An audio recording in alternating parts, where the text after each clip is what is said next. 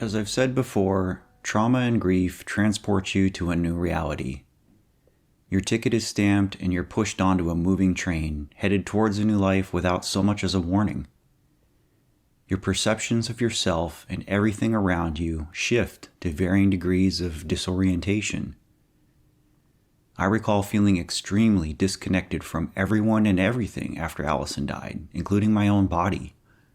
But that's a topic for another video. Today, I want to talk about time. For centuries, the human perception of time has been one of our strongest tethers to this reality. Ancient humans carefully studied our sun, moon, and stars to craft the scale with which we measure the passing of time. Today, time is largely an afterthought, managed and monitored by satellites, the atomic clock, and even the device you're using to watch this video. It's become white noise, autonomously running in the background of our lives. Our brains are hardwired to subconsciously pay attention to time. Even without calendars and clocks, our bodies rise and set with the sun. We are not unlike many flowers in that respect. Days pass, weeks become months, seasons change. The world turns, pulling us along with it, like a leaf coaxed downstream by the river's current. When Allison died, the concept of time shifted into something abstract and insignificant to me. I became unable to measure or feel it like I used to. This was foreign to me. When I entered active duty in 2011, it quickly became apparent how important it was for me to pay attention to time.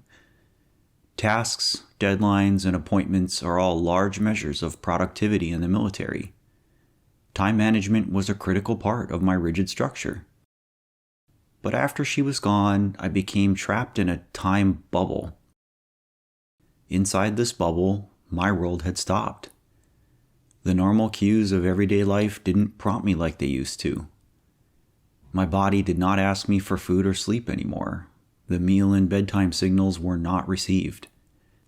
Sleep came in short bursts, only after exhaustion from crying or with the help of medication. Time moves slowly for those that are suffering. As the days passed and I began to acclimate to the grief, I found myself occasionally being able to emerge from the bubble. These slivers of reprieve were brief at first.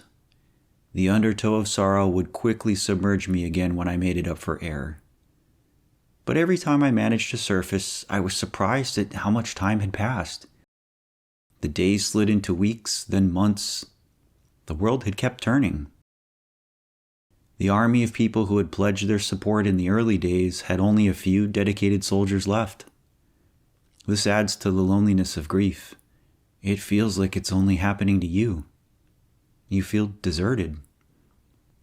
Even as I write this, I'm still amazed that 4 months have passed. On one hand, it feels like an eternity. I have trouble remembering my old, happy life. The life where she was still here with us. It feels like this pain has always been here. On the other hand, it feels like it just happened yesterday. She was just here. We were just sitting in the living room together, playing Kirby and laughing before bed. Now she's gone. I'm still in the bubble.